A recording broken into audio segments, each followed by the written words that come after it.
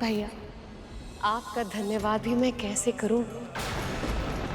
सत्य तो ये कि जब मैंने पुत्र प्राप्ति की कामना की थी, तब मुझे आभास भी नहीं था कि आपकी कृष्ण रूप की छवि वाला बालक इतना मनोहर होगा।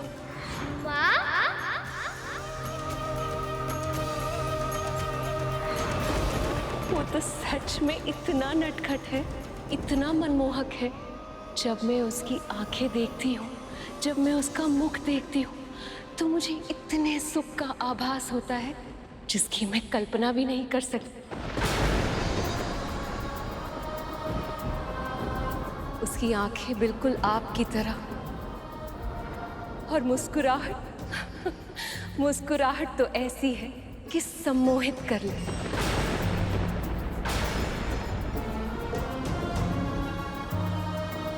पता है, जब उसने मुझे पहली बार माँ कहकर पुकारा था, तो मेरे हृदय को पूर्णता का आभास हो, ऐसा आभास जैसा मुझे पहले कभी नहीं हुआ।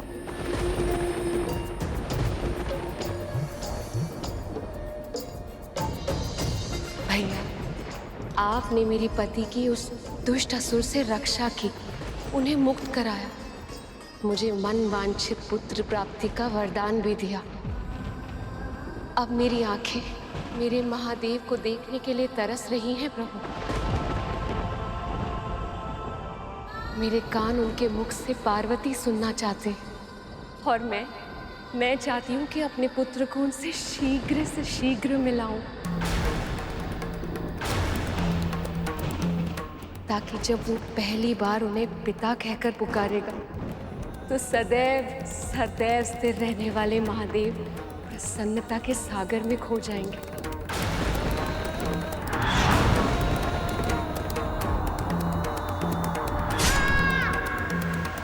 पर वो है कहाँ?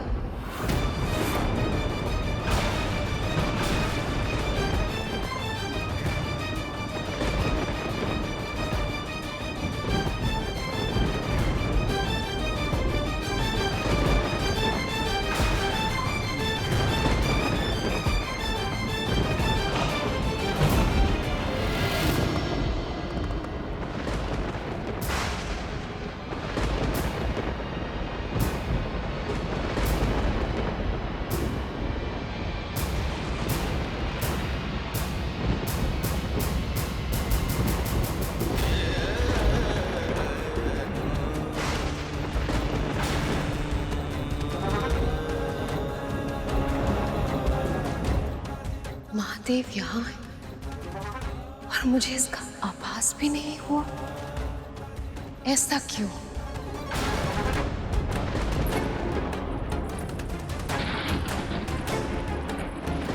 महादेव, आप मुझसे मुख फेर कर क्यों खड़े हैं?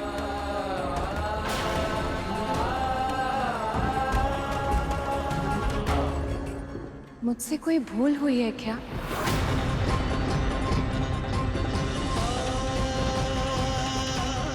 एक बार मेरी ओर देखिए तो सही।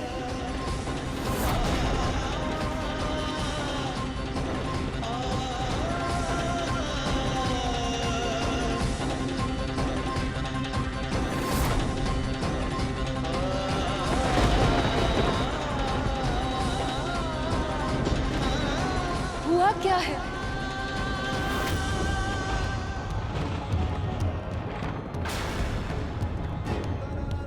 जिस पार्वती को निहारे बिना आपको एक क्षण की शांति नहीं मिलती, आज आप उसको देखना तक नहीं चाहते।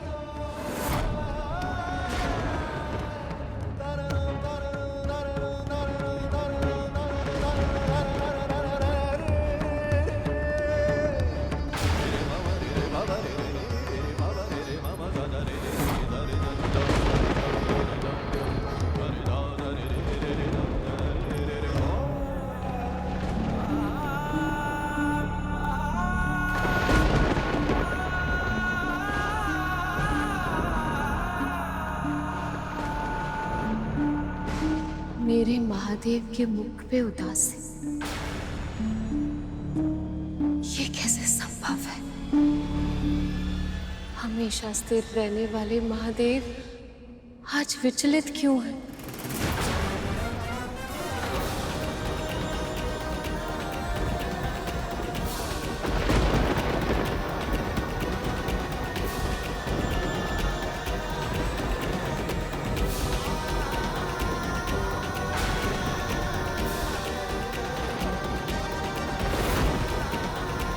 आपको कैसे बताऊं प्रिय कि मुझसे जो क्षति हुई है वो आपकी क्षमा के योग्य नहीं है।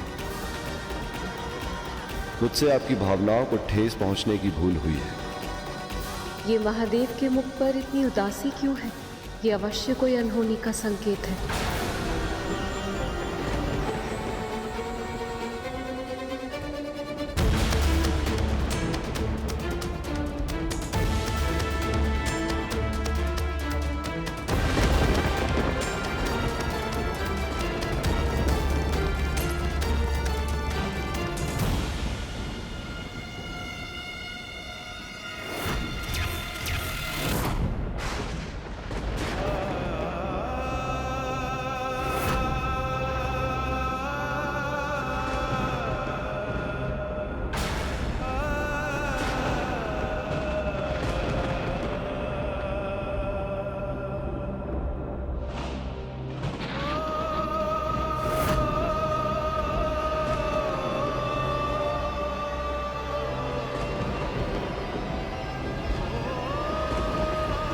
ये आपकी लीला है या कोई अनर्थ का संकेत है?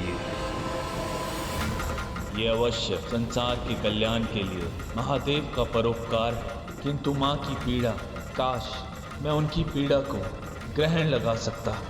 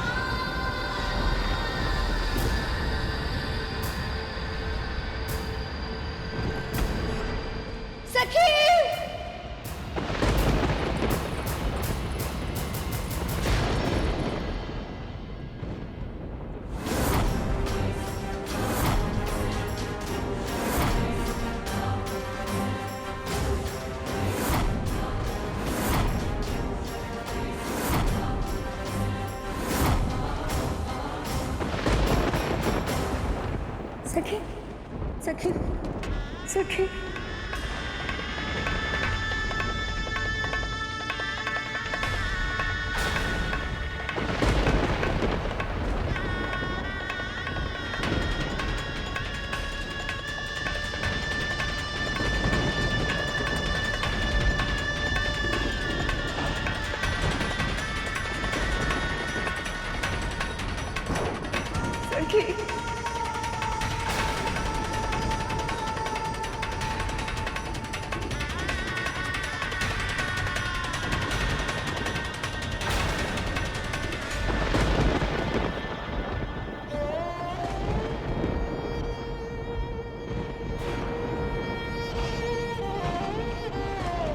किसने किया?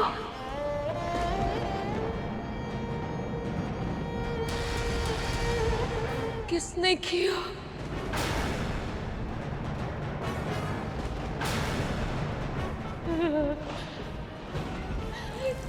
किसने किया ये? किसने किया ये?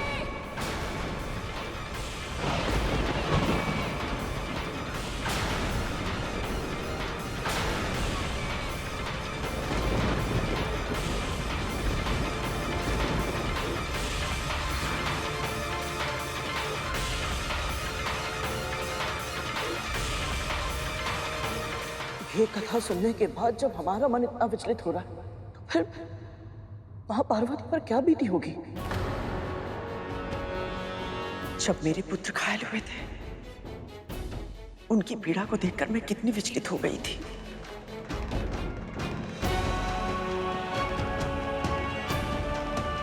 मैं समझ सकती हूँ कि देवी पार्वती की पीड़ा कितनी अधिक होगी।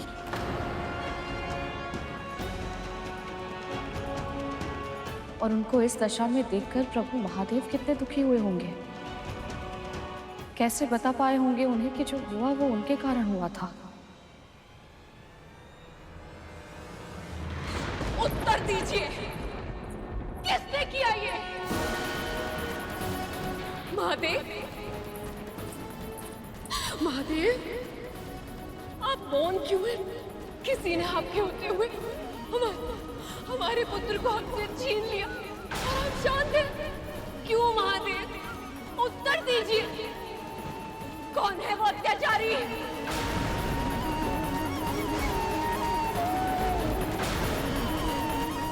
आप सबको क्या लगता है, यदि आप मुझे सत्य नहीं बताएंगे तो क्या मुझे सत्य का पता नहीं चलेगा? शक्ति स्वरूपा हूं मैं।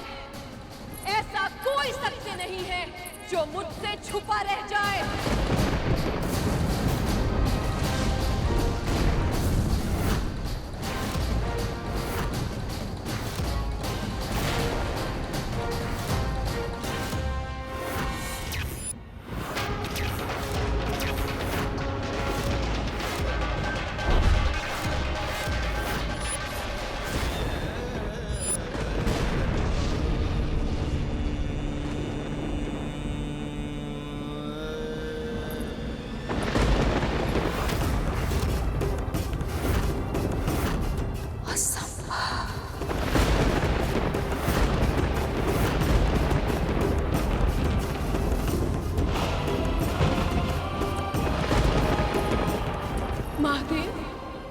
आप अपने पुत्र के साथ ऐसे कैसे कर सकते हैं? कैसे कैसे काट दिया आपने मेरे पुत्र का शीश? क्या क्या आप जानते नहीं थे कि वो मेरा पुत्र है?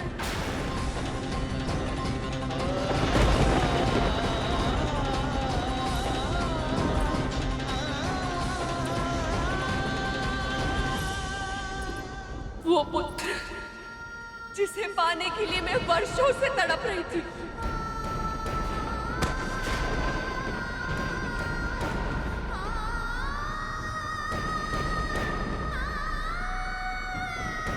मेरी प्रसन्नता का स्रोत ही भस्म कर दिया। भस्म कर दिया। भस्म कर दिया।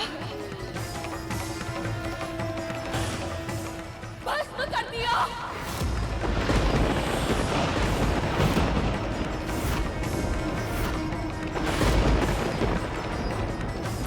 आदि शक्ति हूं मैं। महाशिव को मैंने अपना वर चुना था।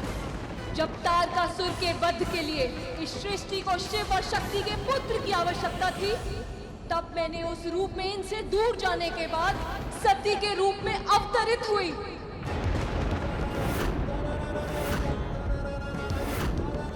बहुत लंबी और कठिन तपस्या के बाद मुझे शिव मिले, लेकिन इससे पहले कि हमें पुत्र का सुख मिल पाता, मेरे पति के अपमान के कारण मेरे पिता दक्ष की यज्ञ की अग्नि में मुझे अपना दाह करना पड़ा।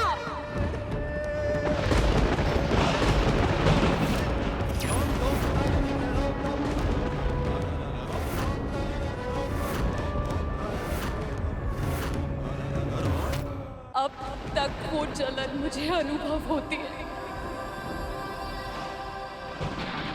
क्यों अग्नि?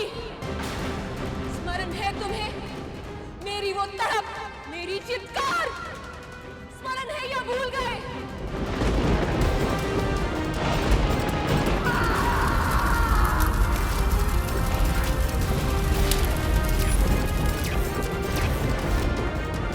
पर शिव से एक पुत्र की कामना मेरी उस भस्म में भी जीवित थी, और इसीलिए इन्हें पाने के लिए मैंने हिमालय पुत्री पार्वती बनकर फिर से जन्म लिया।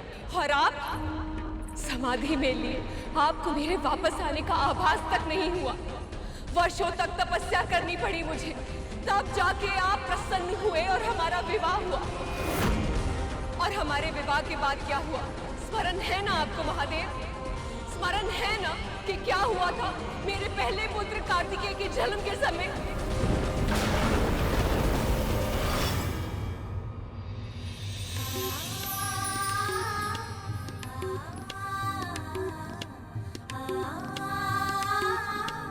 पुत्र,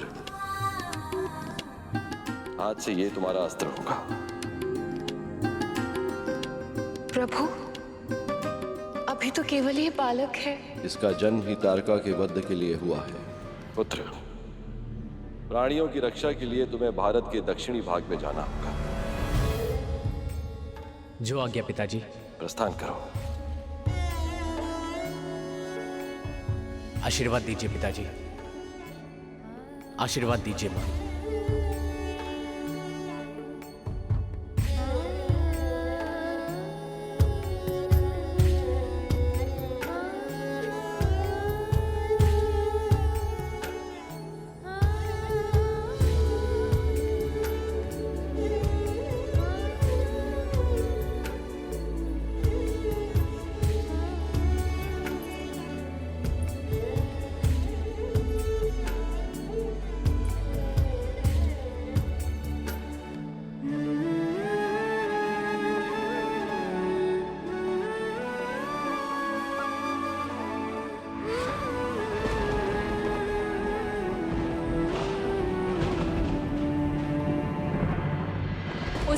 आपने संसार के सभी प्राणियों की रक्षा की दुहाई देकर मेरे पुत्र कार्तिकेय को मुझसे दूर कर दिया। वो दुख भी सहा मैंने।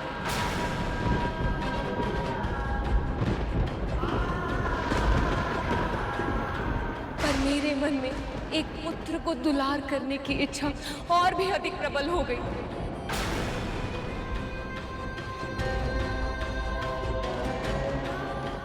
और उसे पाने के लिए मैंने पुण्य व्रत किया।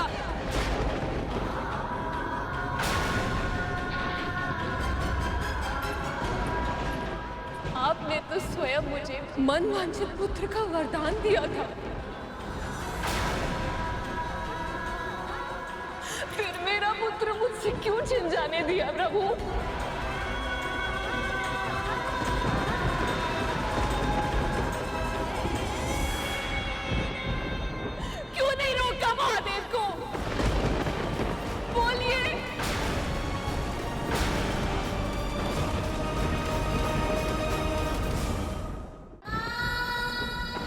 ब्रह्मदेव, आपने भी कुछ क्यों नहीं कहा?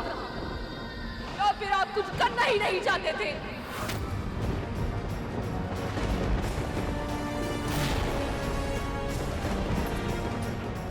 इस सृष्टि के आरंभ में आपने ब्रह्मदेव का अहंकार दूर करने के लिए काल भैरव का रूप लेकर उनका शीश काट दिया था।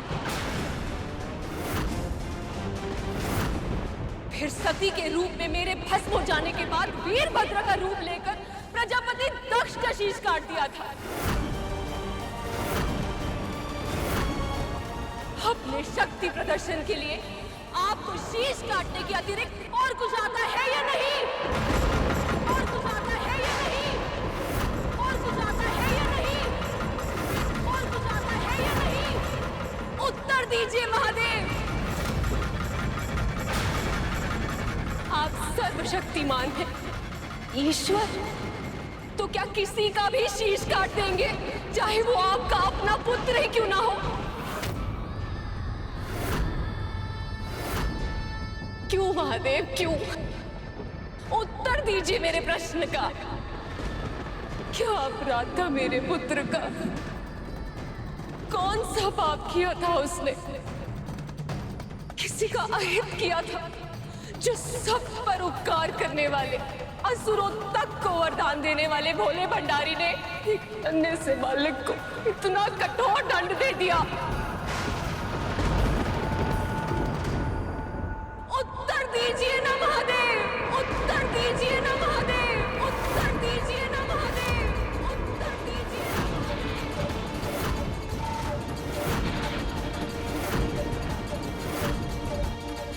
मुझे माफ करना सखी, मैं आपके पुत्र को मृत्यु से बचा नहीं पाई।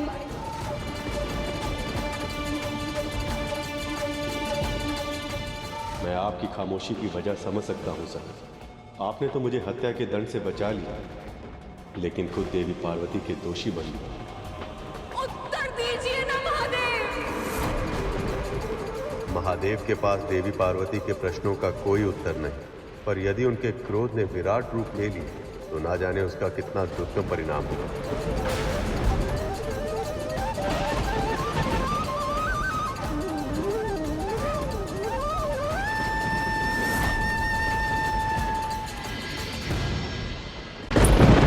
इस सृष्टि के आरंभ में आपने ब्रह्मदेव का अहंकार दूर करने के लिए काल भैरव का रूप लेकर उनका शीश काट दिया था। फिर सती के रूप में मेरे भस्म हो जाने के बाद वीरभद्र का रूप लेकर प्रजापति दक्ष का शीश काट दिया था। अपने शक्ति प्रदर्शन के लिए आपको शीश काटने के अतिरिक्त और कुछ आता है या नहीं?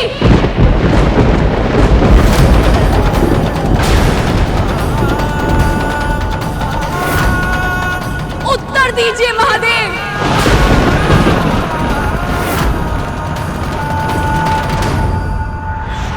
महादेव भी शांत थे।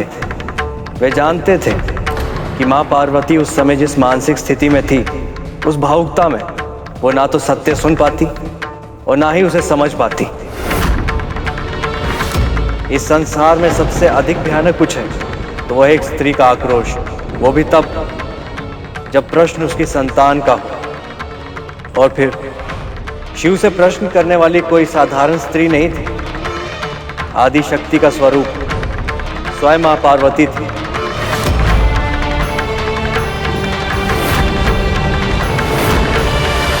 और उनके क्रोध को बढ़ावा देना किसी के हित में नहीं था।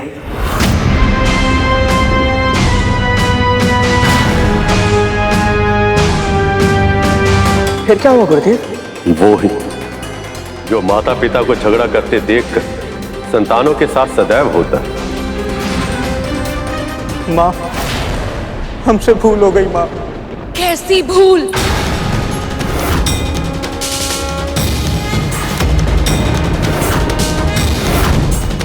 हमें नहीं पता था माँ कि जो बालक हमें कैलाश में प्रवेश करने से रोकने का प्रयास कर रहा था वो आपका पुत्र है।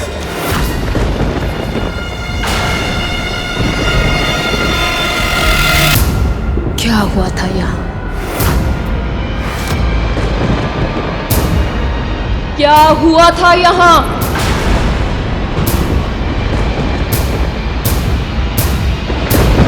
मैंने पूछा क्या हुआ था यहाँ?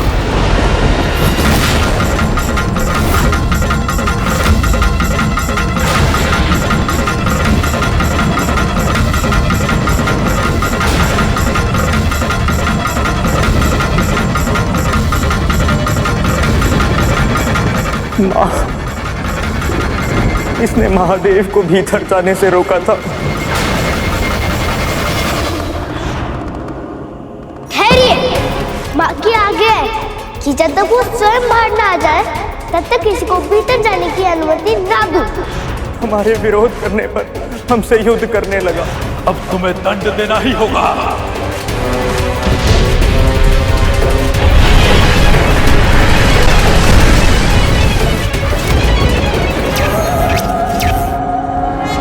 आपके दिए हुए दंड से देवताओं तक की दुर्गति कर दी थी इसने।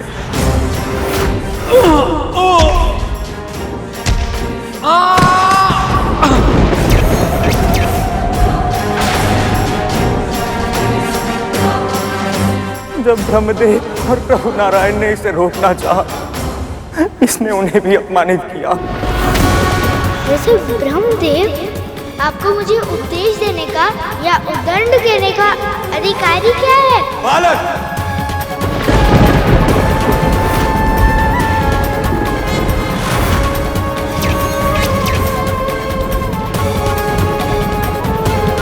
महादेव आए और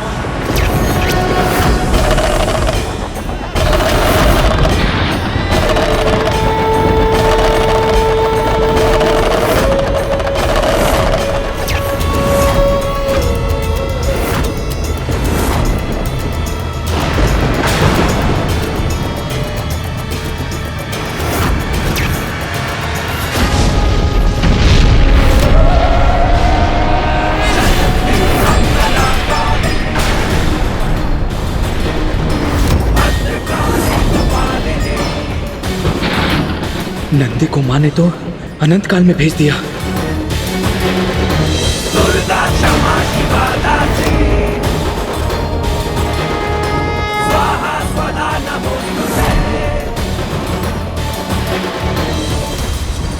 यदि मेरे पुत्र ने मेरे कहने पर आप सबको कुछ क्षण के लिए भीतर प्रवेश नहीं करने दिया, मेरी आज्ञा का पालन किया, केवल इसलिए आप सब दिव्य पुरुष मिलकर उस नन्हे से बालक से युद्ध करने के लिए तत्पर हो गए,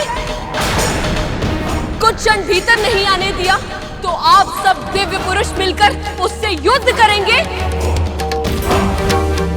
उसे उत्तेजित करेंगे, मिलकर उसका वध करेंगे।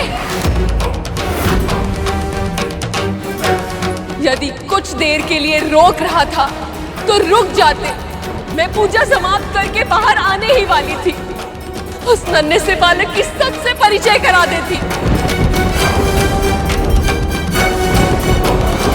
लेकिन इस पूरे संसार की धैर्य की परीक्षा लेने वाले स्वयं धैर्य नहीं रख पाए। क्या अपराध था उस बालक का? क्या इंद्र का पद मांग रहा था या ब्रह्मदेव का पद छीनना चाहता था वो?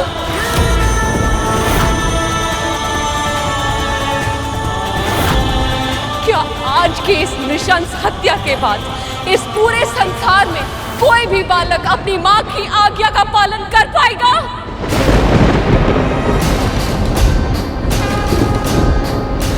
क्या इस पूरे ब्रह्मांड में कोई भी बालक अपनी मां के मुख से निकले हुए शब्द की रक्षा के लिए किसी के विरुद्ध खड़े होने का साहस जुटा पाएगा? साहस जुटा पाएगा? साहस जुटा पाएगा?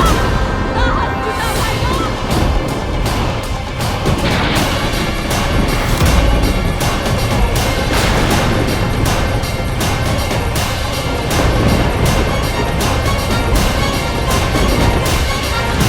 जब तक ये कथा मैं प्रभु विष्णु के पक्ष से सुन रहा था, मुझे बस यही लग रहा था कि उस बालक को उसकी उद्दंडता का दंड मिलना ही चाहिए था। हाँ, तो अब जब मां पार्वती के दृष्टिकोण से सुन रहा हूं तो मन विचलित हो रहा है गुरुदेव। मस्तिष्क में बस एक ही प्रश्न आ रहा है कि ये जो कुछ हुआ क्या वो सही था? इसलिए हर विषय को उसकी संपूर्णता में समझना चाहिए कर, और उसके लिए आवश्यक होता है उसे हर दृष्टिकोण से देखना, जानना और परखना। जो हुआ वो क्यों हुआ, उचित हुआ या अनुचित, इन सब के उत्तर समय के गर्भ में छिपे होते हैं और कभी कभी पूरा जीवन जीने के बाद उनके उत्तर प्राप्त होते हैं। और इस स्थिति में कुछ ऐसा ही हुआ। मां पार्वती का दुख अविश्वास से क्रोध, क्रोध से क्रंदन और क्रंदन से फिर रौद्र अवस्था में पहुंचने वाला था।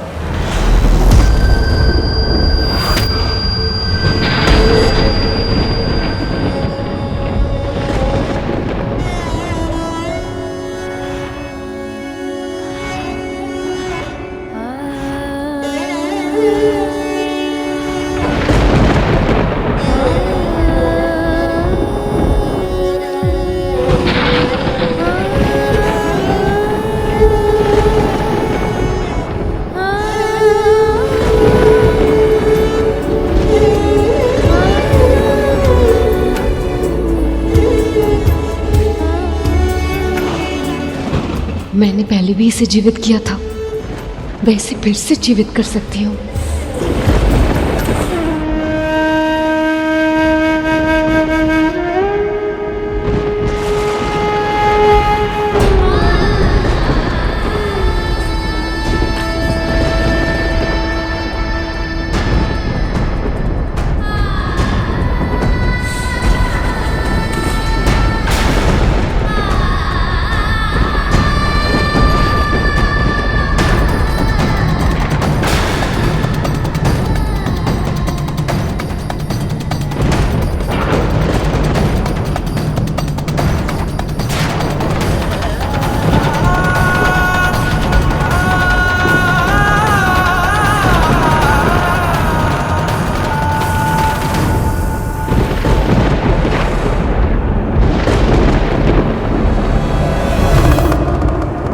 असंभव प्रयास मत कीजिए प्रिय।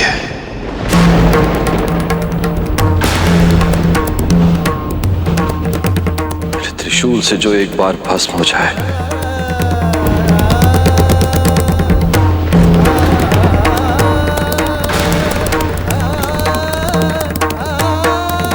उसमें फिर से प्राण नहीं आ सकते।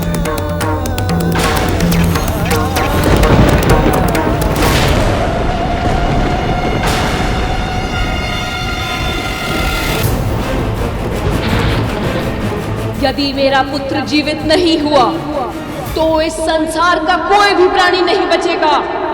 तो इस संसार का कोई भी प्राणी नहीं बचेगा।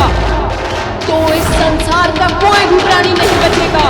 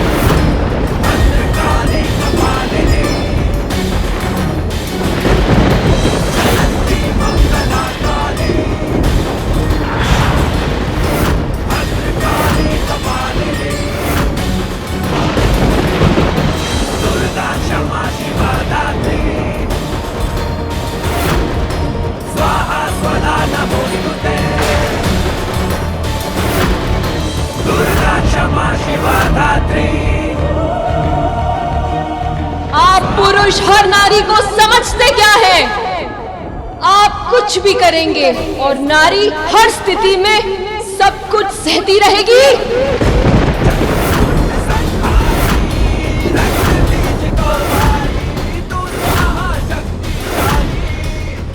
भ्रम में हैं आप।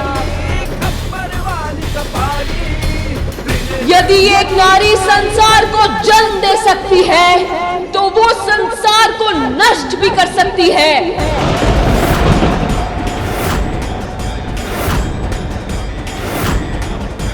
सबका विनाश होगा आज, सबका।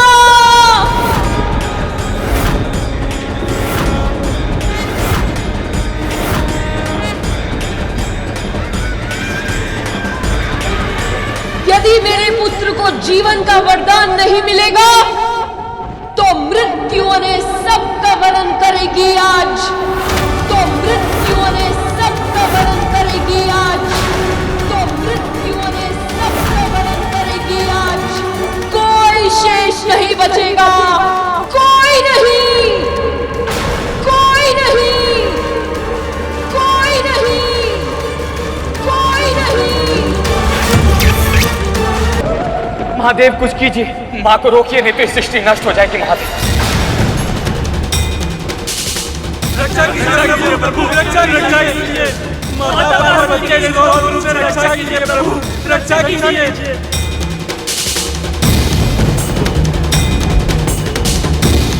नारायण, जो आपके मन में है वही भय मुझे भी है ब्रह्मदेव।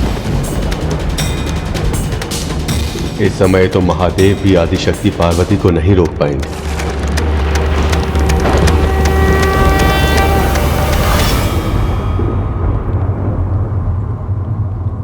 देव, अब आप ही अपनी सखी को समझाइए, रोकिए इन्हें।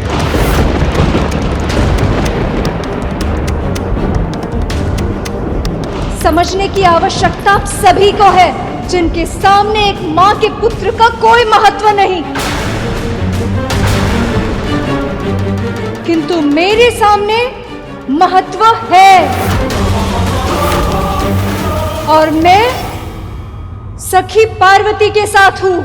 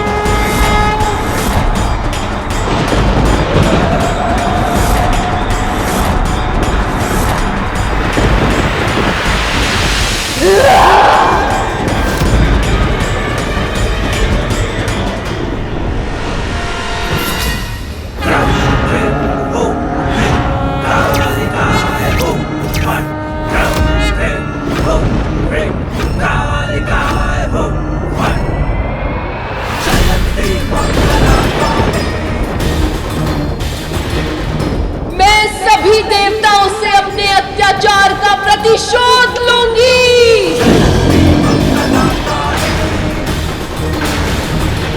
जिन्होंने मेरे पुत्र का जीवन असमय ही समाप्त कर दिया, उन सभी 33 कोटि देवताओं का अस्तित्व ही इस संसार से मिटा दूंगी मैं।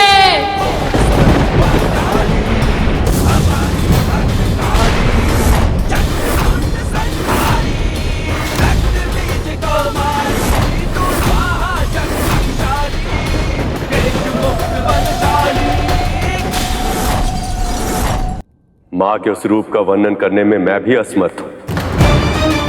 अपनी आंखों से देखकर, स्वयं उस ऊर्जा का साक्षी बनकर उनकी दिव्य शक्ति का अनुभव किया जा सकता है। एक सीधी सादी गाय अपने बछड़े पर संकट का आभास करते सिंह का सामना करने के लिए तैयार हो जाती, तो फिर वो तो आदि शक्ति है। उनकी शक्ति से ही यह संसार संचालित है। हम सब में उनकी शक्तियां हैं। तो फिर आदि शक्ति मां पार्वती अपने पुत्र की अकाल मृत्यु को कैसे सहन कर पाती?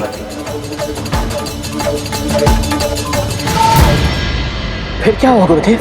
आवेश में कड़कती बिजली की तरह कौंधते हुए मां आदि शक्ति संसार के विनाश के लिए तत्पर हो गई।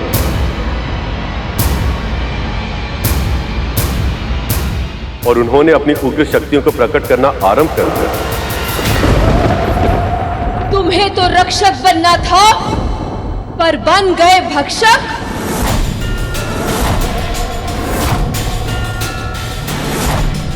इस संहार का आरंभ तुमने किया था, परंतु अंत अब मैं करूंगी। सबका भक्षण करूंगी मैं।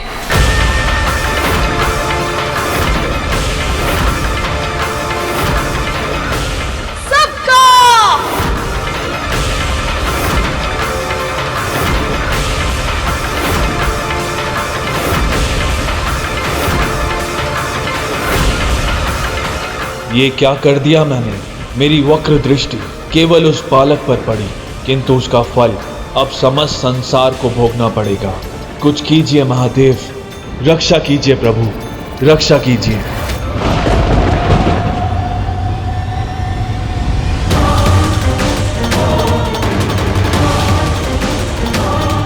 इस संकट से सृष्टि की रक्षा कीजिए प्रभु, रक्षा कीजिए।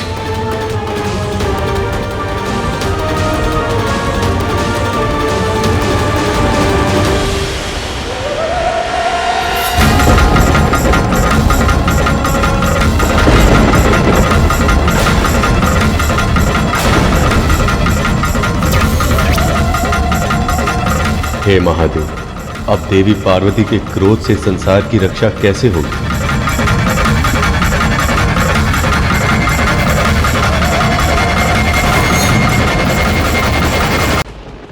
तुम्हें तो रक्षक बनना था, पर बन गए भक्षक।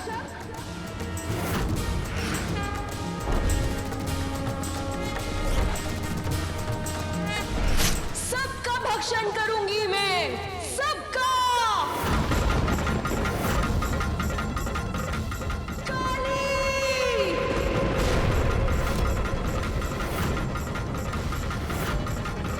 मां ने आह्वान की और क्षण भर में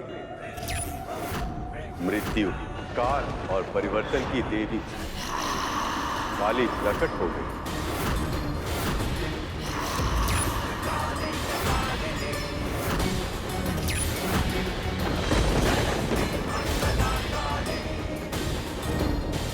फिर मां ने आवाहन किया हल्के नीले रंग वाली देवी तारा का।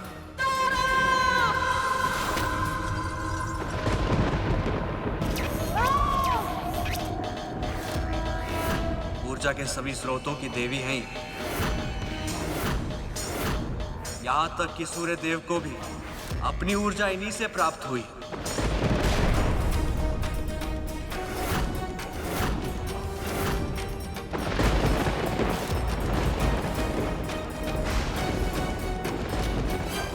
फिर प्रकट हुआ मां का वो रूप जिसे षोडशी और मां ललिता भी कहा जाता है। त्रिपुर सुंदरी। 10 महाविद्याओं में सबसे प्रमुख ये मां पार्वती का तांत्रिक स्वरूप है।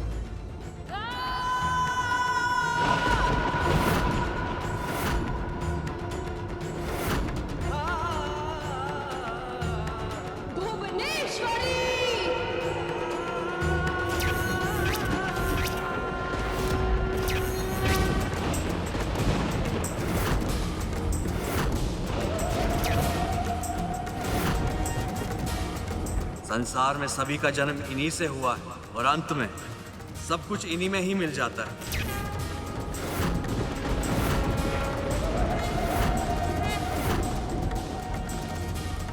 अब मां ने पुकारा भैरवनाथ की शक्ति, मां भैरवी को।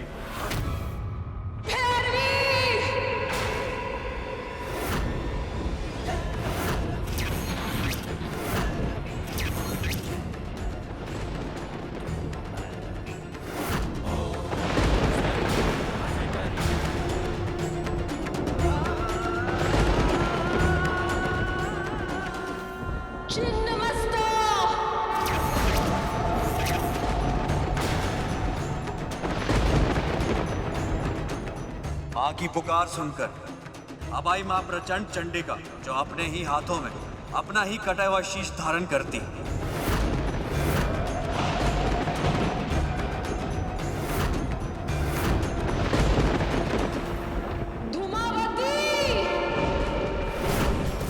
और अब प्रकट हुई वो जो विधवा रूप धारनी, सदैव श्वेत वस्त्र धारण करती।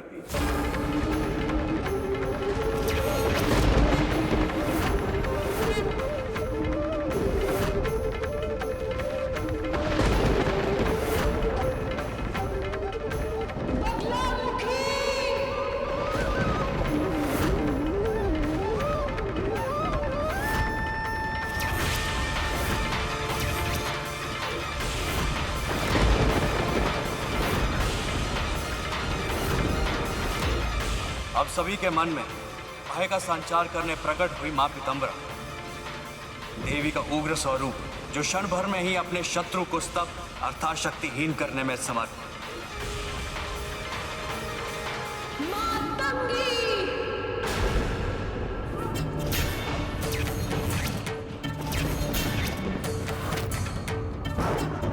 मां के इस आह्वान से जो प्रकट हुई वो थी तांत्रिकों की सरस्वती कहलाने वाली मां मातंगी।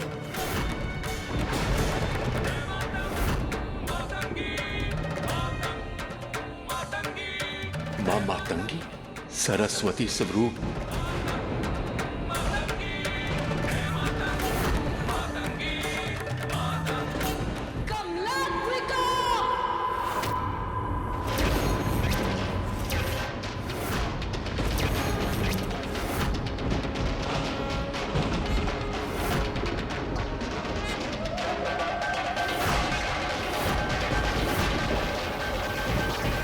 और अब सबसे अंत में आई 10 महाविद्याओं में अंतिम तांत्रिकों की लक्ष्मी स्वरूप मां कमला।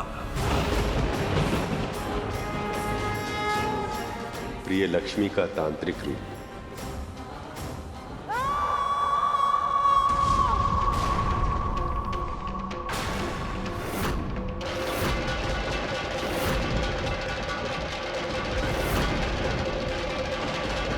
युद्ध के लिए तत्पर हो जाओ।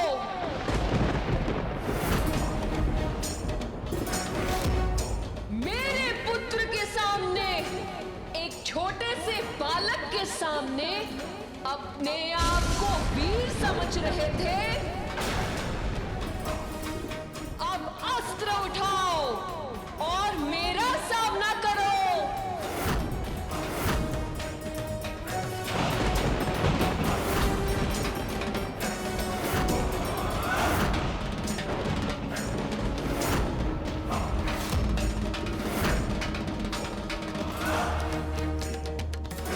माता पार्वती के सारे तांत्रिक रूप हैं। इनसे युद्ध करना है तो सृष्टि के सारे देवताओं को मिलकर करना होगा। मुझे सारे देवताओं का आह्वान कर ही युद्ध करना पड़ेगा।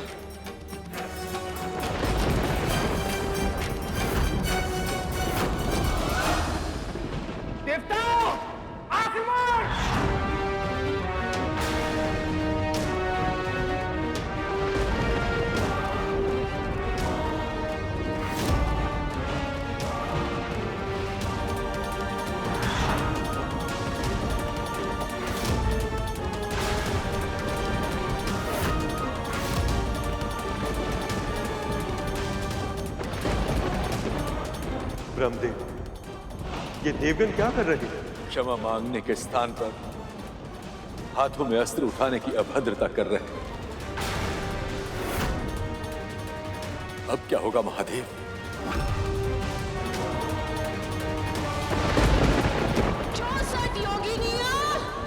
प्रकट हो!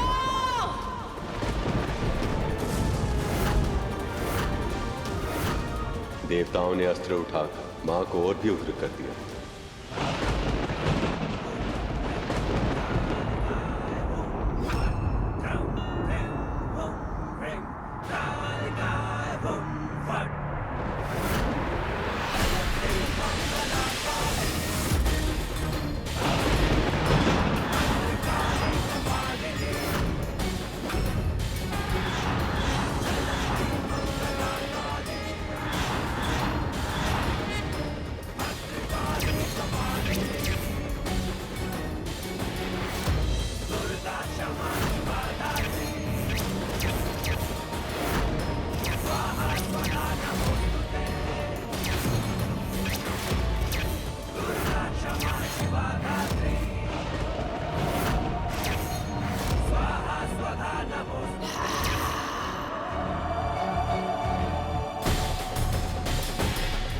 समस्त नारी शक्ति के उग्र रूप का सामना कैसे करेंगे सभी देवतागण?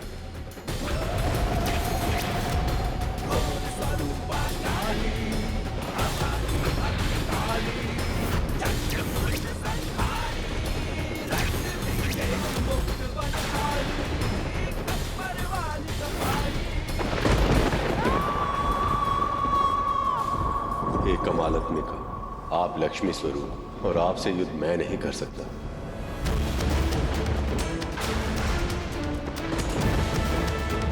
मेरे तेज का स्रोत तो मां तारा है, उनसे मैं युद्ध कैसे कर पाऊंगा?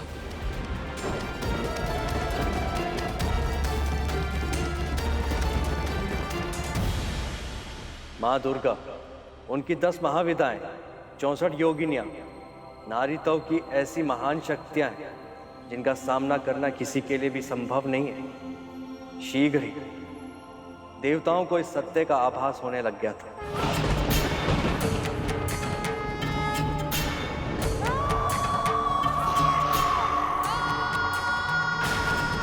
मां की शक्तियों का सामना करना हम देवताओं के वश में नहीं है। नारायण नारायण।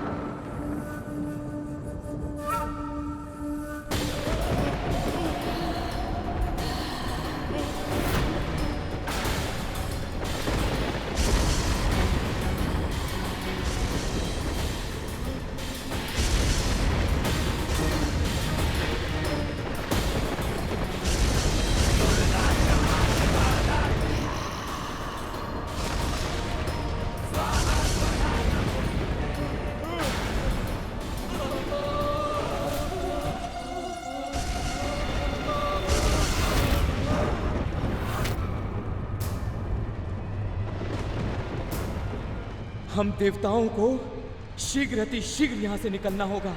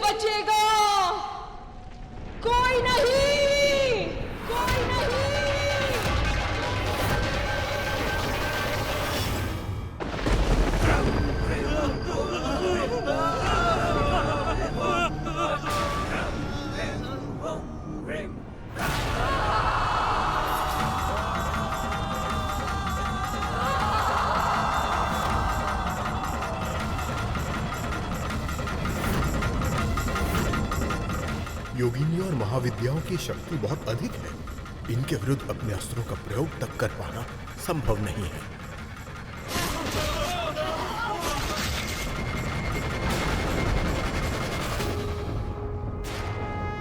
युद्ध भूमि से देवताओं का भागना शोभा नहीं देता। बूढ़ा तन है, मुख पर झुर्रियां पड़ी हैं। इन्हें तो मैं अपने वेग से क्षण भर में उड़ा दूंगा।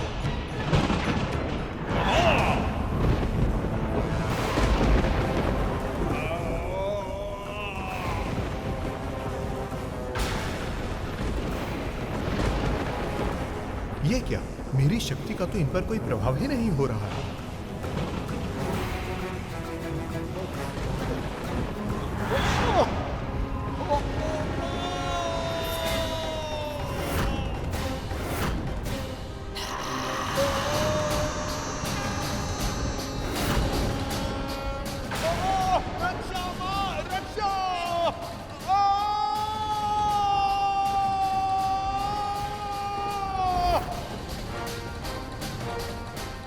मां दुर्गा ने वायुदेव को निगल लिया।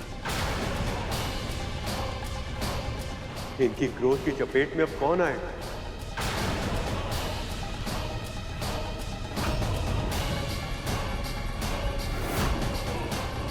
इतनी तीव्र गति से कहां भाग रहे हो वरुण देव?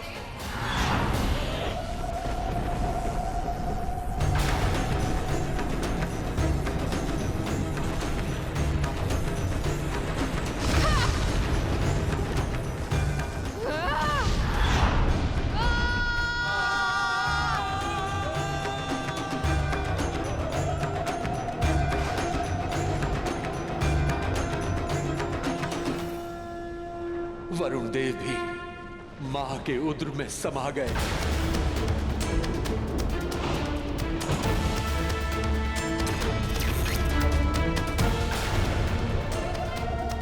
मां छिन्नमस्ता, मुझे क्षमा कर दीजिए। मुझे प्राण दान दे दीजिए मां।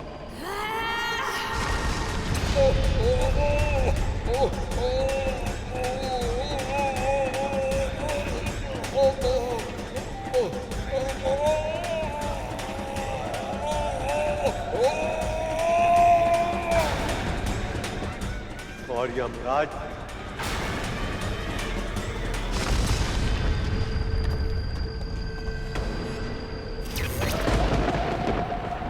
इतनी शीघ्रता क्या है अग्नि?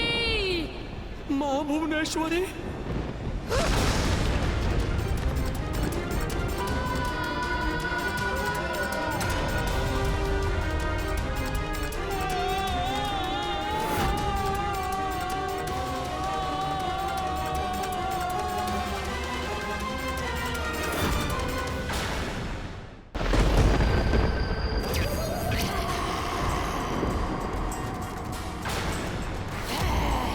मां तारा, मेरी ऊर्जा की स्रोत।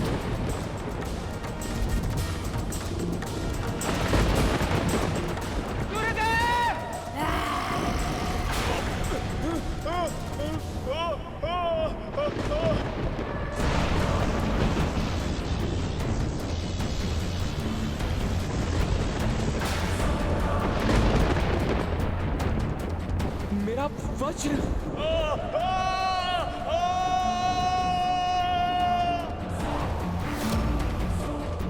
मेरे वज्र का भी इन पर कोई प्रभाव नहीं पड़ रहा है।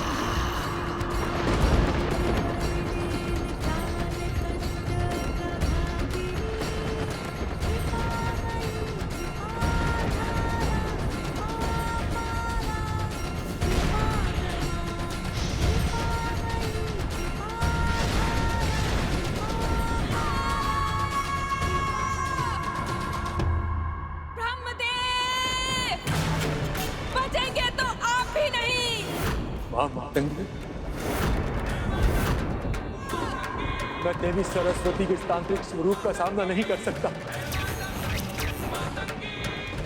कुछ कीजिए महादेव, कुछ कीजिए।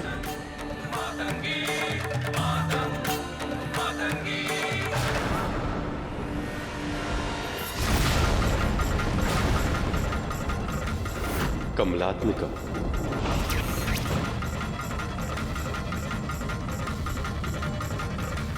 देवी लक्ष्मी के इस तांत्रिक स्वरूप का सामना करना मेरे लिए भी संभव नहीं।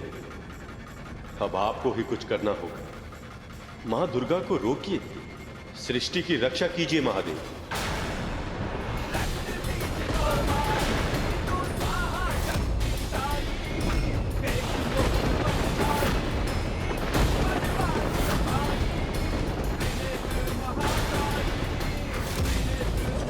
सर्वशक्तिमान सर्वव्यापी दुर्गा का क्रोध इतने प्राणों की बलि लेकर भी शांत नहीं हुआ है। पर अब बस, बहुत रक्त बह चुका है मेरे कैलाश की धरती पर। अब मुझे इन्हें रोकना ही होगा, अन्यथा अनर्थ हो जाएगा, अन्यथा अनर्थ हो जाएगा।